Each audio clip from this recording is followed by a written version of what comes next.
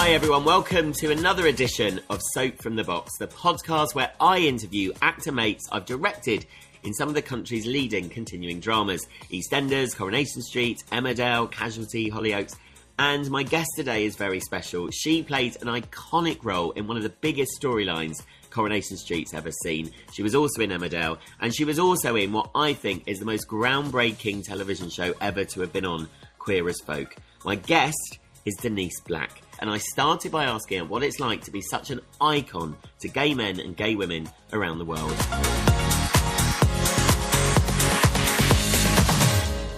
I'm sure you get that. You've been such a momentous part in so many gay men's lives. Hello, everybody. Hello. Straight in with the... It's like a medal. Do you know what I mean? It's like being given the OBE, or as my friend Timothy Spall called it, the OBSE. But I describe it as having an angel on my shoulder. I think Hazel looks after me, same as she wants to look after those boys in the water. How fantastic. So, there we go. And we're going to talk a lot about Queer as Folk again in a bit. But what we're going to do is, obviously, Soap from the Box. We're going to talk about Corrie and Emmerdale first. We're going to talk about you then. So let's start with Corrie, which is now 1992 as Denise Osbourne. You went in 1992. It's so scary, isn't it, when I'm doing these dates and you think, oh, because it doesn't feel that long ago, but then it does feel ages ago. Okay, hang on a minute. I'm going to give you the facts. 1932. I'm born 58. Not 32. 1992. I'm really good at maths, everybody. It's lucky I'm an actress. You're looking so good for your age. How old am I? Am I 34? Yeah. Okay, so I'm 34, and it's a job of a lifetime. I'm 34. Oh, my God. But let's get real. I'm 62. Okay? Yes, so that's how long ago it is. Mad, isn't it? Yeah, that's I mean, real. what was it like? You said a job of a lifetime. I mean, to go into something, I mean, I think Corrie is the one. Corrie's the one that everyone is, you know, Ian McClellan's been it, everyone. I mean, when you got the job, did you walk on that first day and think, God, this is immense? I certainly did. But not for the same reasons. Because in those days, Corrie was old school. And my exec, who created the part along with the big team and then gave me the part, said, look at all the major characters and learn. Yes, yeah. And like there was a bun fight between Lynn Perry and me. I mean, you had the master. You had the. Well, it's a Brennan. So it's Ivy Brennan and Denise Osbourne, and it's a bun fight. It's going to be a bun fight. And in those days, it was so exciting. They switched off the relay, which used to be available all around the old Granada, you know, before we all got big and went to Salford. Yes. And everything was small and quaint, wasn't it? So the old set was closed the whole set.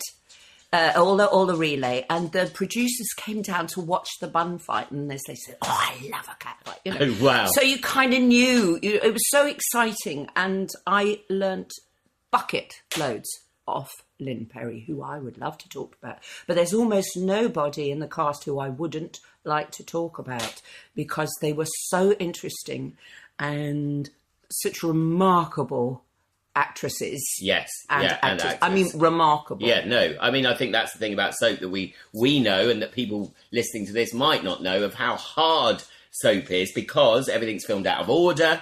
Yeah. There's so much of it. Yeah.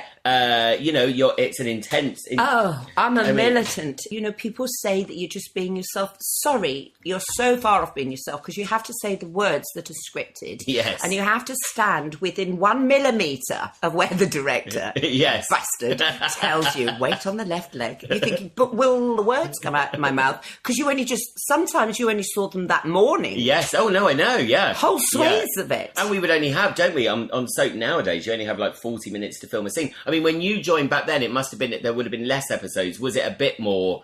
It was completely different. It was completely different. I think there were 2 episodes when I went in. 2 a week. This is Denise's dog running around. Yes, clippity-clip. Meet Nora. Yeah, look at my Instagram and you'll see Nora. She's investigating. She's my lockdown friend and we love it. Oh, she's now going in your bag. She's investigating all of my stuff, yeah. Right. What we said, totally it was different. There were 2 a week. It was a very much smaller team. We all stayed in one extremely smoky green room. I didn't get a dressing room for 7 months. Really? Really? I bought a camper van to sit in outside. Wow. And Eileen Derbyshire, Emily Bishop, and I'm going to get everybody wrong now, Vera. Brilliant Liz Dawn. There you go. Yeah. Come, knock on the door of my camper van. Hello. They go, oh, this is a good idea. It was a very different world. Wow. All the Pats could see us like there was no... we were like in a zoo. The big long lenses were down on us. Yes. We got the scripts of Forgotten, and it was a very exciting day. I read all of them. I knew everybody's story. Right, okay. And then we blocked. Basically, that was a quick... We went in, the director said, there, bosh, out. Then we teched, which was where we ran them in story order in front of all the crew. Wow. In front of all the crew. And that helped you get the whole arc of what you had to do. All right, cut to many years when I come back in 2007 and we are a very... 20 minutes. Yeah. We block, we line, Now, run. I forgot what you call it. When you do the 2 weeks, very intense, so that you can have 2 weeks off at Christmas, so you do twice as many. Oh, yes. I can't That remember what bit. Yes. So basically, for everyone listening, near Christmas, we do kind of an intense period where we do double the amount of episodes so everyone can have 2 weeks off at Christmas. That, my friends, Yes. if you are an actor in storyline, is, just your ticket to the local on that house, because you have so many lines to learn. And you don't know where you are. No. You see the actors barreling around. They are masters that they can put in a performance. And like we said, when you joined, hello, doggy. Do you want cuddles? Yes. Say hello to Denise. the Hello to everyone listening. She says I'm a Jack Poo, and what I want is a cuddle. Yes, she's not bothered about Coronation Street. No, she's really not. But when you joined, like we said, you had Liz Dawn, Annie. I loved all of them. And you went in, obviously, with this amazing story that I think will be one of the living legend stories of soap. The Big Affair with Knox, Rita. Oh my God, I love them all. Mavis. I know. Oh, Mavis. She was my goddess. I've never met her because when I joined, we keep going off tangent. When I joined, Annie Kell, I mean, I'm so glad I got to meet Annie because Annie was just amazing. Yeah, like, mad she was and divine. Amazing. She was divine. And Bill is just gorgeous, isn't he? I mean, I'm always surprised when someone's been in a show that long because I go in with the conception they're going to be a bit, I'm new. Oh God, and he was the loveliest guy ever. I don't know Bill so well now. For years and years, I went in every time I went into Manchester because it's like my family. But it is difficult, it moves to Salford. Of course, but didn't think my second comeback was, it was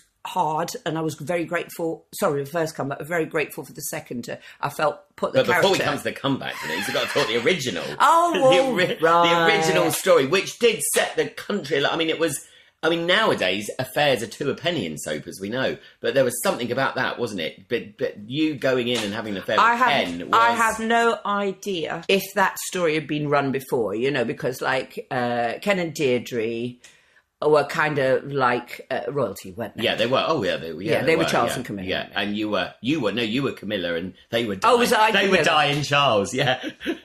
I'm going to argue this one and then switch off the mic. And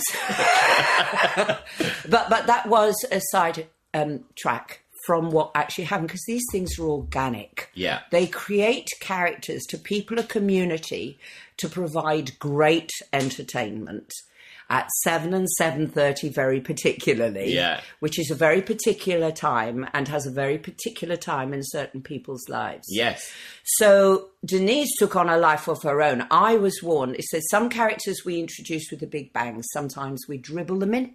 And you'll be thinking, what the hell, you go to... they're not doing You go off to the Louvre the third week running in your body. Little do they know. But I was a Big Bang character, and she warned me that it either does or doesn't work. Well, it did. It obviously lifted off, but it didn't half change. Yeah. Because it started with a comedy story, being the siren, winding up Reg and Duckworth and all this. Yeah.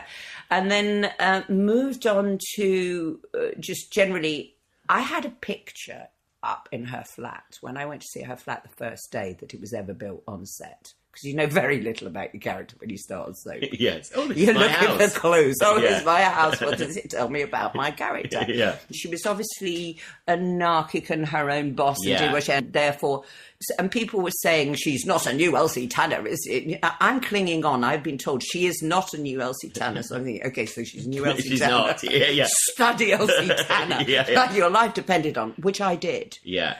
Because in those very early days before I was there, do watch some vintage. I'm really black and white, but I'm encouraging you, dear listeners, to watch some. Oh God, you must if you haven't seen it. Because we like each other, yeah. And we have got a lot to catch up on, so let's be more disciplined. But it was delivered mind-breakingly fast. In order to deliver dialogue at that speed, you, the actor, have to be so on top of it. Yes. Oh, yeah. I used to write down between when the other person was speaking what my character's thought line was. Oh, really? When I started for the first month. I mean, you're guessing, you're stabbing in the dark. I know. And the truth is, if you try and hold on to continuity in your character in soap, you're dead. Yeah. You are allowed to say, my favourite colour is orange one week. Yes. You are allowed to say, I hate orange the next week. And people do in life, get over it. But like you said, what you did, which I think a couple of other people have said, but when you go into a show like that, you do just really need to study it, because otherwise you can stick out like a sore thumb as well. If you haven't really looked at how because every show's got a kind of different vibe, hasn't it, as well, acting-wise. Can you imagine the fear at the time? And it was, I mean, at the time, huge, it was like on the omnibus, I think it was 16 million. Yeah. So twice during the week, and then an omnibus of the weekend. And did you, when you took the part, terrifying. Do you kind of go, God, do I want to put myself... Obviously, it's amazing, but like you said, terrifying, because if it doesn't work out, and people don't work out in soap, it can almost be detrimental, can't it? No, I was oblivious. Oblivious to all that. I think that's the Denise personality. Yes. Just go for it. I felt like I'd won the lottery, and I was determined to do my best not to fritter all the money away and end up ruined, you know. I was determined to go in. I wanted to make my presence known, and I knew that meant years, because longevity is everything. Growing old in front of the camera is part of soap. Yes, it is, yes. Isn't it? And it's what's, I think, and I say this, I think it's what's almost missing, because not many people stay in soap very long now. And you're losing that... The history of all the soaps, you're talking to a dinosaur, and I'm not that old. No, but you know, there aren't many of the characters, you know, look, all the characters we mentioned there in Corrie, once all of those actors have gone that have been there 30 years, what I'm saying is newer actors, younger actors today, don't want to be in the show for 30, 40 years, do they? So it's going to be interesting to see what happens to soap. I didn't want to be a lifer. I did want to use it as a platform. I'm going to say that now, because I'm older and I've got less to lose. It sounds so arrogant, and it is. And I didn't know whether I could pull it off, and I was bricking it. I was just going to give it my best shot. So you decided to go, did you, when you were there the first time? Did you decide, right, I'm going to leave? Yeah. We can cut to there presently, but for me, it was the break. Yeah, the break. That I've been looking for, and most unexpected. I did not expect, as a Southerner, listen, this is actually my voice, right? Yeah. That I would do that. I spoke in a northern accent in the green room for 6 months. Nobody knew I was Southern. Really? Yeah. Oh, wow. Nobody knew. In those days, I think they would have killed me. They didn't employ Southern actors to play Northerners. And not even casting, though? You just... No, casting did know. Casting said she's Northern. Great. Oh, that's amazing. So for 6 months to the rest I went to classes. I went to Andrew Jack. I studied. I sort of got as much as I knew about the character, which was 2 lines, and worked out an accent. If you watch them methodically, as some people have done, and you're Northern, you might have noticed it migrate quite a lot in the first few months, but somehow they let me in. Wow. So when did you come out as a Southerner? To them. Oh, I think this is it. Were they shocked? Were they shocked when you were like, this is actually how I speak? I lose jobs.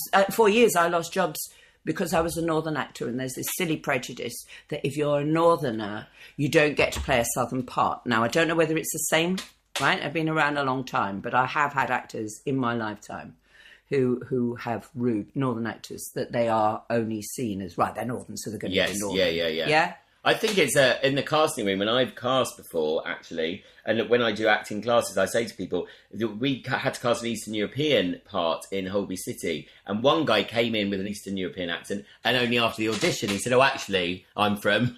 Yeah, I've done that. And it was amazing. And you got the part, because actually what it does is you don't question... You're not thinking at all how good their accent is. Ladies and gentlemen, I tried doing that to Ken Loach to get in one of his films, and I had to tell you it backfired. Oh dear, what happened? What are you doing? Where were you pretending to be from? Where he was born and bred and pulling it off. But Timmy Spall had said, I don't know why he's asked you to do this. Drop it. So he coached me in the accent. And then he said, drop it after 10 minutes to say, what's going on, Ken? I don't know. And he said, come back for a recall. And I came back for a recall. And he said, no, you're wrong. The Southern you is the wrong person. I've had that a few times. Oh. There you go. So, as we said, so I mean, there's so much to say. We could talk about Corrie for ages just when you were there. I mean, it was in 1993 in there as well. You also... Oh, no, I wanted to ask you about this storyline. In 1993, you got close with Don. Yeah, there you go. That's the And the fact he had his foot amputated, and they brought your disability into the story, didn't they, with that? Oh, listen, this story's out there. Yeah. They said to me, they hold me up, Carolyn Reynolds, and she said, people are curious, and we were thinking of using it in the story to, some kind of explanation. How would you feel about that? And I said, fine, you're not limited to the truth, any story you like, but please don't be embarrassed. Yes, yeah. That's what I love about you. You are you. It's not a similar... So we come to the scene. The scene is Don Brennan saying that since he lost his leg, he's felt like half a man. And I'm saying, look at me. It's never held me back. But what's it? Right, yeah. Right, we need a shot, don't we? That's when we get embarrassed. Because my hand in close-up is a big statement on the television. And so the director was a little shy, which led to my favourite letter saying, I had no idea you had a prosthetic leg. Wow. I still think it's a really good match to the other one. Prosthetic leg. And I still think you're really sexy, which was, I thank you Whoever that was. for that letter. It pointed out a little problem that we had in the camera storytelling. But I really loved the love that you gave me. Yeah, it was a really good storyline, that, wasn't it? Yes. No, I think... And Jeff was a fine actor. Yeah. I think soap that's the power of soap, isn't it? Those things mean so much to people watching it because they watch it every day. They relate to these characters so much. They feel they know them. So we can, and that's, 1993, doing a big story about disability, which is...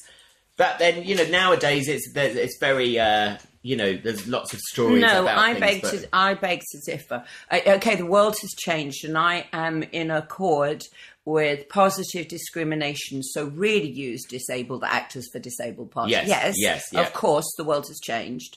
I mean, there are certain things where it gets grey, like dear Ricky Gervais and his brilliant Derek. Yes, where people said, why did he play Derek? They should have got someone more like Derek. But then someone more like Derek wouldn't have been able to learn so many lines and do such complicated or maneuvers. sell the series. So they like missed him, the point. Yeah. And Ricky came from a good place, not a bad place in that yeah. show, in my opinion. But I still think that we need positive reinforcement on television for disability. Just get people used to it. In fact, the big boost has come from the Paralympics. Yes, yeah. So now it's not disgraceful to talk about it. And I want to tell you, Lee, that it's only recent that I thought, Denise, you're going to come out. You do have a disability. It is a minor disability. But some people with disabilities, and far more major, see it as an inspiration to see people with a disability on the screen. Oh, so allow us on, please. Totally, they do. But totally, and not to feel cute about it. Yeah. So I'll be an ambassador for and that also, now. the character was never there for that. Do you know what I mean? It wasn't, that's the character with the disability. It was ignored, but that's how it should be as well. I will hide it if I don't want to tell that story. I will do that, but I've done it at my personal cost. I've left it under the table and out of shot for too long. This has changed now. This is not recent. I'm freer with it. But I was so worried that it would lose work, because it did sometimes. But the personal cost of that was I lost use of it. Yeah. Yes, of course. I held it up out the way. Yes, of course, yeah. And the deterioration was pitiful. So I've learned. So I'm now stronger, and I'm now saying it's not a big deal. It's a part of me. Yeah, well, all respect to you. And it is very, I think, for anyone... listening and watching that people like you are so inspirational, I think, and that's what people do need Well, to we say. don't think that, because we're just born and that's who we are, and if we get a job, we think we're really, really lucky and we do our best. Yes. But if I can be any use... yeah, that's good.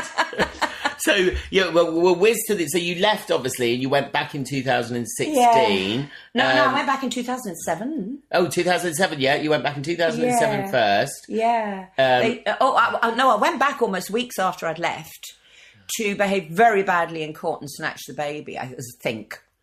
So that poor little Bill didn't have to act with a baby. For the rest of the thing. So get rid of the baby. I was going to continue disappear to Scotland or something. I don't know too well. Yeah, I think did I run off with my brother-in-law? Yeah, they were like, we don't want another child on set. Bring Denise back and get rid of it. It's always an opportunity when your character behaves disgracefully. And we relish them, us actors, don't we? Is it? I always think, does it allow you to kind of exercise some real part of you that you can actually go in? I love the idea of playing someone with a bit of a, bat who says what they think and stuff, because you don't get to do that in real life. And you still stay friends with the other actors at the end of the day after you've had a fun fight. I like a bit of both. Yeah. Because I like the comedy too. Yes. I mean, the thing about story is it's generated out of wrong decisions, isn't it? Yes. If we make all good decisions and we solve everything, where's the drama? It's made out of wrong decisions. So you've got a really good character if she can go all over the place, as she did. She went all over the place. And a lot of it was a function of the story. Annie becoming ill, Deirdre, led to Denise being put in a storyline with Ken. That was pure chance. Yes. And how regretful. I don't want to gloat. No, I know. Dear Annie. Dear Annie, because, yeah. But I got luckier. Yeah. Her gift to you. Oh, Annie. So, let's move on to... there's so much more we could say about Corrie. Let's move on to Emmerdale. He's turned the page, everybody. Emmerdale, the next page. I've tried to condense this into... because there's so much to talk about with you. Am I the only person who's gone from one soap to another? You're not. Soap? Damn! I was in a quiz show recently because somebody texted me and said, I got the answer. Oh, really? I spoke to Glynis Barber the other day and she did EastEnders and Emmerdale as well. Damn. I know. Hi, Glynis. It makes this much harder because I have to read much more. But no, I was there at Emmerdale when you obviously joined as Joanie Wright in 2013, grandmother to Kyle. Yeah. Obviously, Chelsea was playing Amy at the time. I love Chelsea, amazing. But you came in, all the actors there are great, but you had some brilliant, but you had Charlie Hardwick, Jeff, Chelsea, all of them. Jeff, who I'd known for years. Oh, had you? I've done radio shows with Jeff. Ah, right, okay. Yeah, tasty, eh? I think everyone likes Jeff. But yeah, how was it coming back to a soap years later? Like we said earlier, things had changed. Did you find it easy? My difficulty with Corrie was I didn't get any time with the kids, and it's different if you are a northern-based mother, because they're still going to the schools that they were always going. You still got the friendship group. I wasn't. I was a visitor. And that actually impinged very strongly on my personal life. I need to sort the family out. When I got Emmerdale, they were kind of done. They were on their way. I delivered. So now I could do soap again.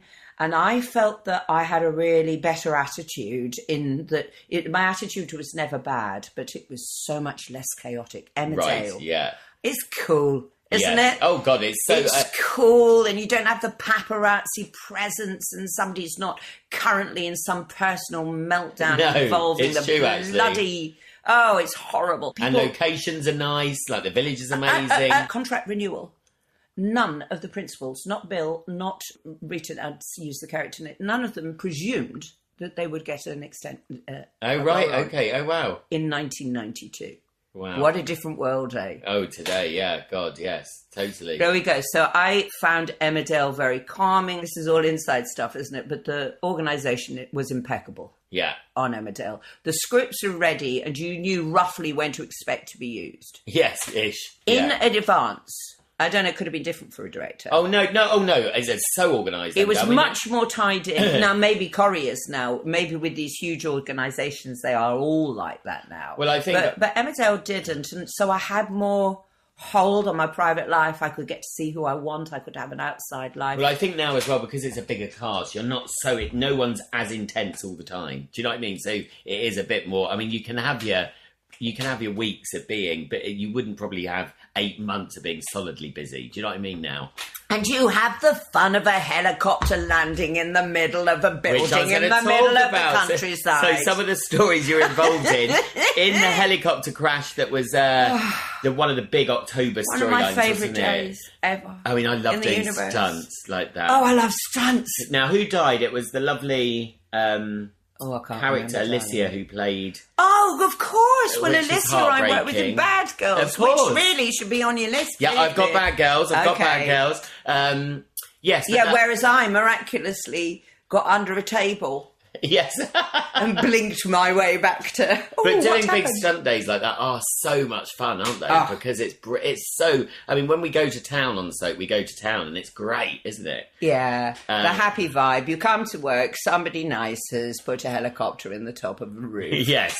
And you go down and you look at it and you go, oh, that is really good. And really, also really loads good. of cast are there. It must be great to do... Because often you're in your little storylines. Yes. It must be great when you do something with all the cast. It's... Also, now this was, I couldn't speak for anyone else, but when I was in Corrie, when I was ours, when they wanted me, I turned up. When I'd finished, I went home. I couldn't afford, if I had to do a public appearance, I would do it because I saw that as part of my work, but the rest of the time was my family's. Yeah. Whereas I was able to socialise. We'd go out for meals and things, and there was much more of a family feel.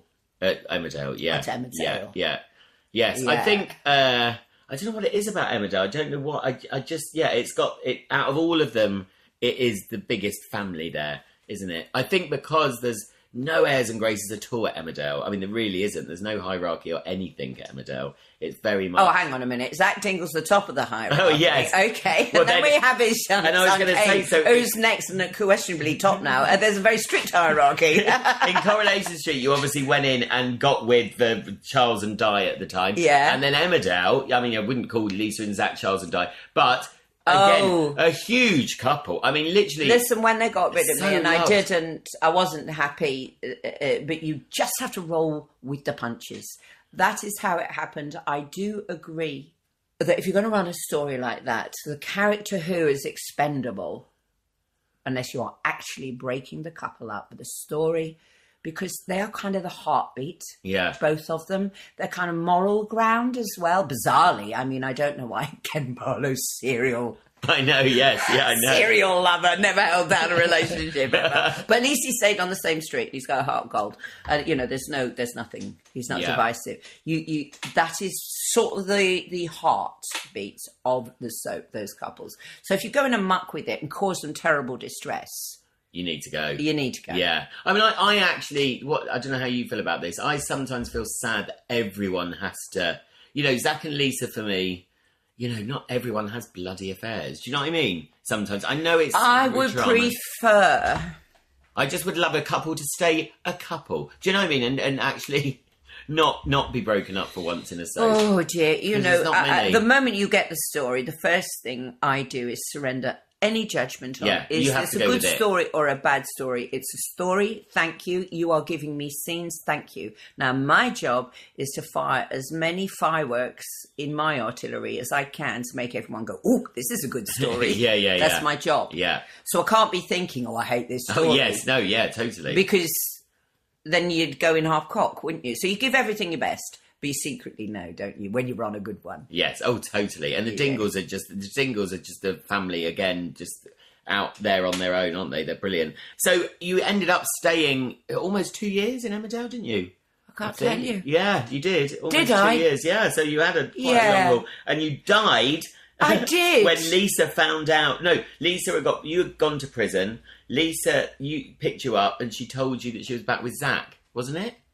And you had a heart attack in the car. I don't know, darling. I think I died of an ad break. I always wanted to say I think having a heart attack, I always think is one of the hardest things to act because not many people Nobody do it well. ever told me it was a heart attack. Oh, didn't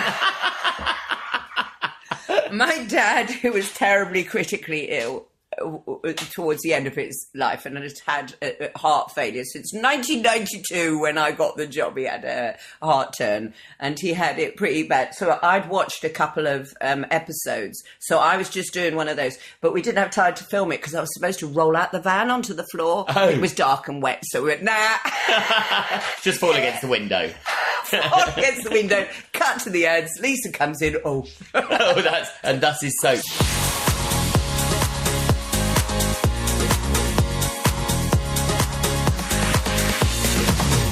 Right, we are going to go to the real you now. Oh, we're going to shit. move from Corrie and Emmerdale. What about Bad Girls? You were born. We're going to get to Bad Girls. Okay. If someone knows, you were born in Hampshire. Yeah. To a bank teller mum, Yeah. Stella, and a Yeah. lieutenant engineer in the Navy. Electrical Dad, engineer. Don. Don. Electrical engineer. Now they're quite firm jobs. Did you have quite a strict upbringing? Very strict. There's something about the services, I really can't speak for now, but I'm growing up when a time when all women try to look like the Queen. They all have their hair done that way. Right. Everybody aspires to speak better unless they're devoted to the working class. There's this ridiculous attempt which led to a strange kind of talking. Yes. What are you doing? The BBC voice. Hello. Yes, I love it. Hello. Keystone here. Yeah. Your dad built a wooden motorboat. Because you still sail all the time, don't you? Yes. It's a perfect antidote to acting because it gets rid of... soap, let's go back to soap, is very intense on the brain. Yeah. I have a theory that there's actually stress related to learning so many lines. Your short-term memory goes, I can't chuck this as fast as you want to chuck it in. You know, hello, just give me 2 days off. Nina Wadier said to me that she was just sat for a scene and she just went blank. I have one with Emily Bishop and Ken Barlow. Forgive me so we know the actors. Yeah. And we all looked at each other and it went on and on and on and on and on and on and on. Nobody could think. Nobody could save the day. And then, of course, we fell about laughing. That is an okay experience. Of course, the crew get pissed off very quickly when the actors are giggly. And I'm terrible in the gallery because I join in. I find it hilarious when something goes wrong because then what I love is when you do it again, it gets earlier and earlier that you start thinking of the thing that went wrong. And you start breaking. But you and I probably love soap for very different reasons to people who watch it, because being inside making it is so exciting. Yes, it is. It's like you've been let into the secret, you know, the famous five or so. All those bits of tape that are holding the lanterns where they are. Yes, know, just 2 inches out of frame. Oh, no, we saw it. Yeah. Well, I remember, when I joined Emmerdale, I was naive, I suppose, because I was a director, but I hadn't directed drama. And I was astounded when I walked into the... everything was... My biggest one was actually on EastEnders. I'd worked on Emmerdale and Coronation Street by this point, and I was like, those stairs in the Vic are definitely up to the upstairs. They must have a double-level thing. Because you always... And they don't. And literally, they were all... Barbara would do that, the whole step thing. Well, but Jack Duckworth and Reg Holdsworth, that's how they arrived in Denise's flat. Day one, week one, whatever it was. They had to be... Down. Yeah, they were crouched down, and then because they hadn't had time to build the stairs. But the forgetting lines, if it actually becomes scary, is dangerous to an actor, because an actor kind of relies on being able to learn lines, and I don't think any of us know exactly how we do it. No, I don't know how you do it. No, we don't know how we do it, and we've all got a relationship with it. But I think it's part of your... And if you lose that How do you learn lines? Do you kind of tape them? It's changed all the way through. Right. So I'm not trained, so I've always been chaotic and felt very bad about that. Until I read Judi Dench's autobiography, in which she said she was completely lost the whole way through rehearsal, and it only came together on the first night. And a lovely actress called Ellie Haddington, this is theatre, said during rehearsal, think of it as trying on lots and lots of costumes, and first night's going on naked and them telling you which one they want you to wear. Oh, right, okay. Okay, so there are other chaotic, but it's a very weird process. And do you find, and we'll get to theatre, do you find theatre, because theatre obviously... If you go wrong, and people see you go wrong. At least in telly, if you go wrong, you do it again. Is it more scary? I have never had sharp fear on set. If I've gone wrong, in soap, the actors try not to say cut. Yes, yeah. The first trick That's one of these rules that I got told as director, don't let the actors aren't supposed to say cut. Just don't say cut. And actually I learned why, because when I started directing drama, you realise that someone else can be given the performance of their life. And you still might be getting a great kind of reaction. And if someone else was to cut it, do you know what I mean? Except we never cut from one take to another in those days. I don't know if you do now. Well, you might be able to for someone. Yeah, it's almost live. Yes, soap is almost. Did you do any of the live? Almost like Pros Arch theatre in many ways. Emmerdale, you didn't, did you? Did you do the live Emmerdale? No, I did live The Bill. Oh, did you? Yeah. I remember the bits of that. We're talking years ago now. Yeah. God, I remember. I was so scared. The adrenaline of that was so hard to handle that when I came off in the rehearsal, I had jumped a line, which had muddled the actor because he had something very pivotal to say and I wasn't given the feed. We all hate an actor who muffs the feed. And so I was really concerned to get it right. But actually I had so much adrenaline on the live one that when I came off, and people go, well done, rushing off to film the next thing. I was going, Did I say the lines? Because I had no memory of it. No It memory was of it, black. complete blur. I went in, I came out. What happened? Everyone's going, well done. You're like, That oh, is thank too God, thank much God. adrenaline. That is a lot. Oh, I can't. I mean, live television. I was there for the live choreo. I didn't direct any of it. I mean, just the buzz was amazing. But you were just thinking, oh my, because as we know, so you got sets and you got locations. So, Yes. So people are running, between. And as we know, so much goes wrong with lighting and everything because everything's studio lit from the top. That you go to do it live is what a risk. But they all pulled it off amazingly. I just feel that soap is such an honourable form of drama. When I was there, we were discouraged from saying soap. It demeaned it. What was it? Drama series? No, drama Continuing serial drama. or continuing drama. There Yes. you go. Yes, there is a snobbery about drama, and I'm sorry, but a lot of the stuff that goes on later that's supposed to be much posher is just posher people. No. With more time to make the film and more money. And that definitely creates a different product. The product that I liken it to a really fabulous glossy mag. It does the same thing. You read a story, it's a little bit salacious, but it makes you worry about that person problem. It takes you out of your problems. Somebody told me this is how she felt about soap. Yeah. She worried about Deirdre and Ken. When she was doing the washing up, looking out the window, instead of worrying about her own marriage, which was do you remember when collapsing. Deirdre went to prison? And there was a huge nationwide, outpouring for Deirdre to be released from prison. She's not. But no. Anyway, that's that. Yeah. So did At the end of that, did you always know you wanted to act? No. Was it in your no? The stereotype of an actor, one I hate, Yes. which is an element of truth, which is why I hate it, is when you're at home, you're over dramatic, you pull focus, you make dramas when you should just be, and everything's about you. Horrible to be that person. So I've done everything, but don't ask anybody in my family how well I've done. Yes, yeah.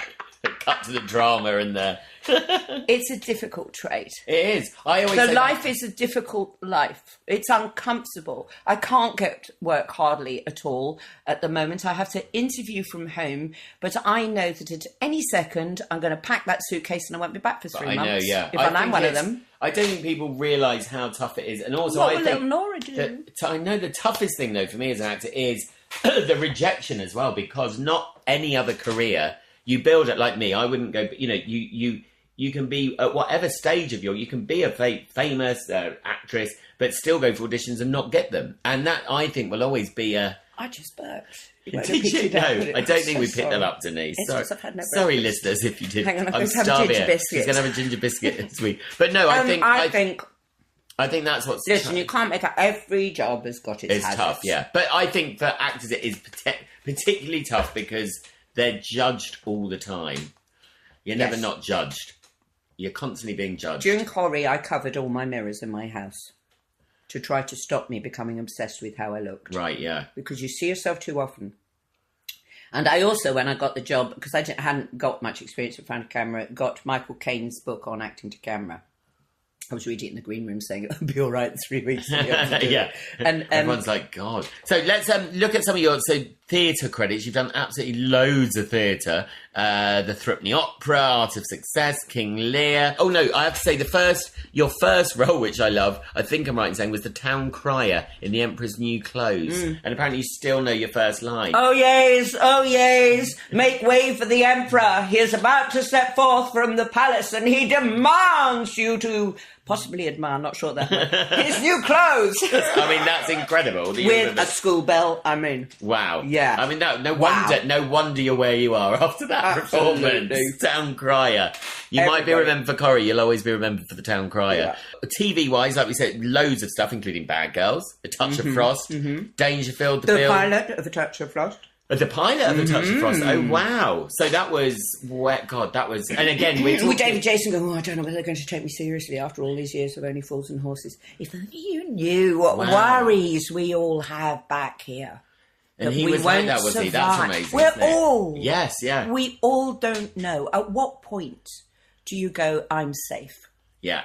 I was going to devote the rest of my life to acting, and a pandemic happened. At what point did you get safe? Well, I suppose Jason doing that is like going to Corrie. It's like he was so renowned for what he did that's a huge risk to do something of a different genre, because it could have fallen flat on its face. That's right, because he's an inspector and he's got to be taken seriously. And his worry is that if he goes to move something, because he's a very fine physical clown.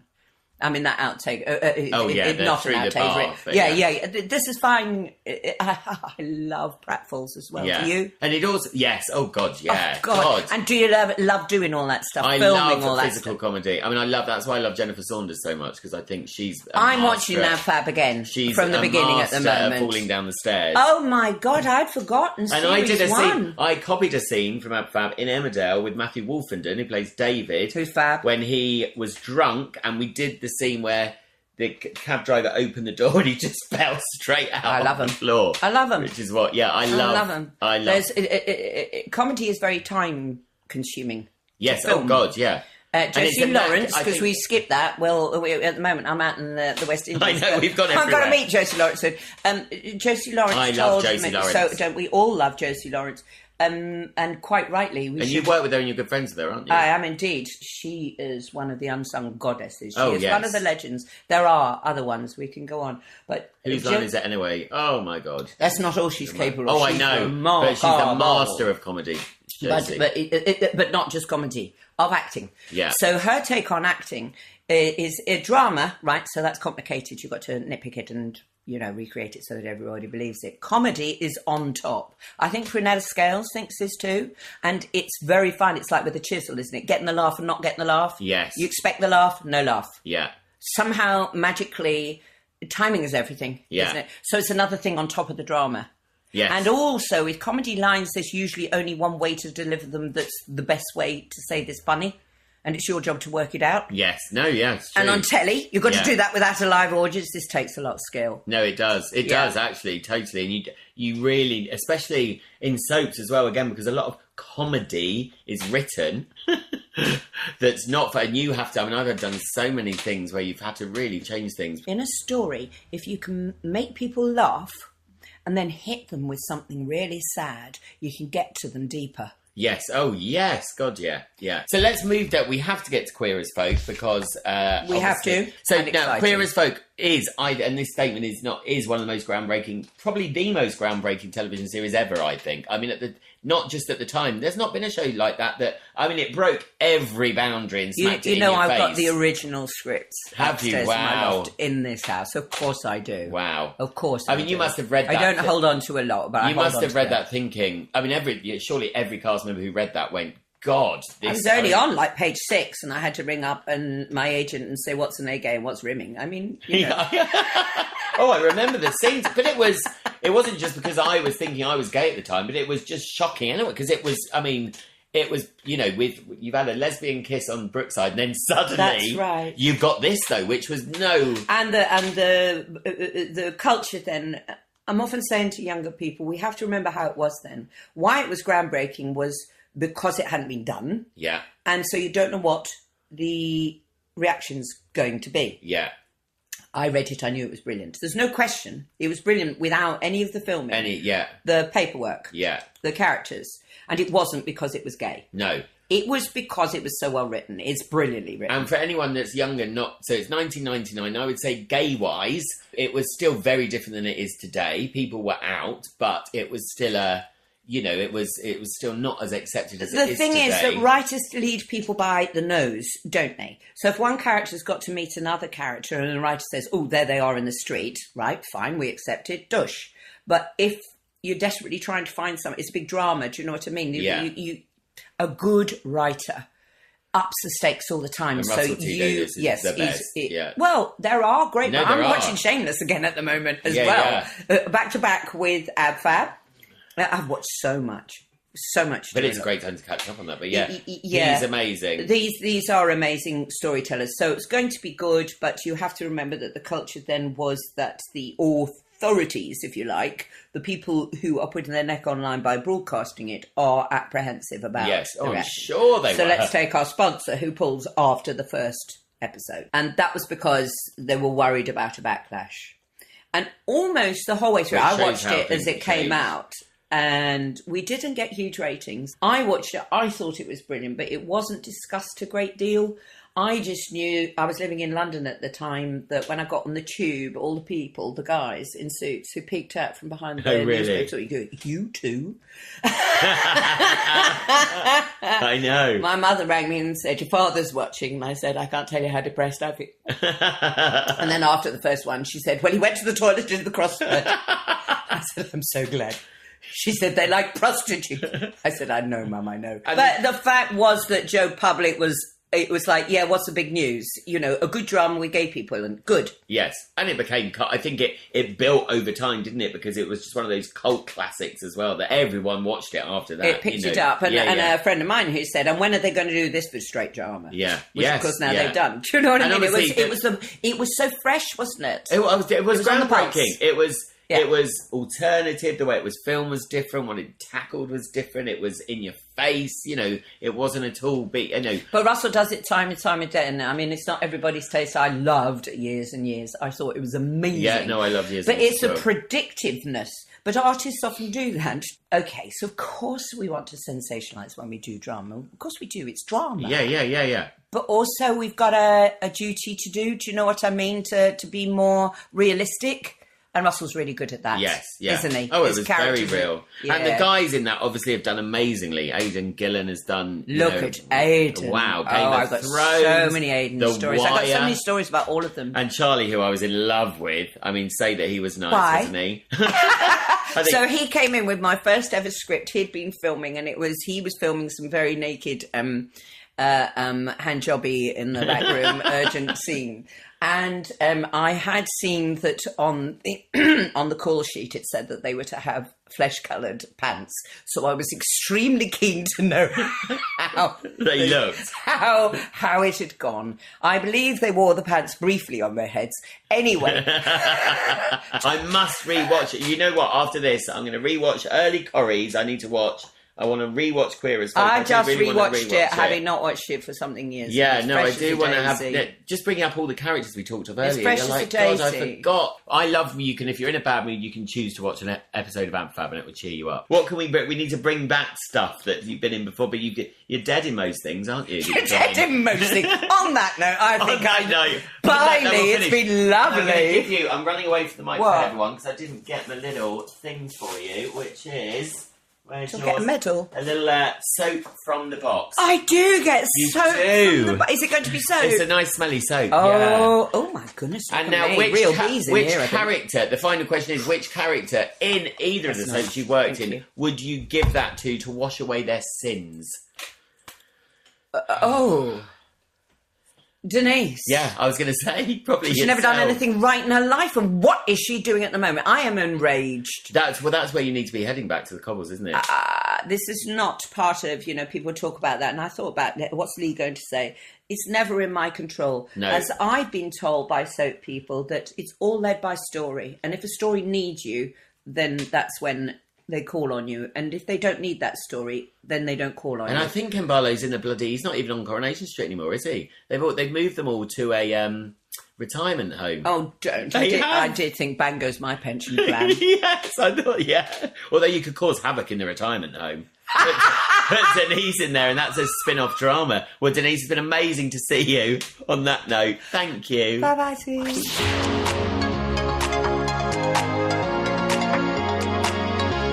Thank you so much to Denise, one of the people in my career that I've been very starstruck by when I started to work with them, but we're now really good friends. And Denise is the start of the 60th anniversary of Coronation Street, and I have got so many amazing guests coming up for you. Thank you to David Stevens, as usual, and the Bothy for their editing and technical wizardry. Have a safe week, everyone, and come back next week for the start of Corrie's Happy Birthday celebrations.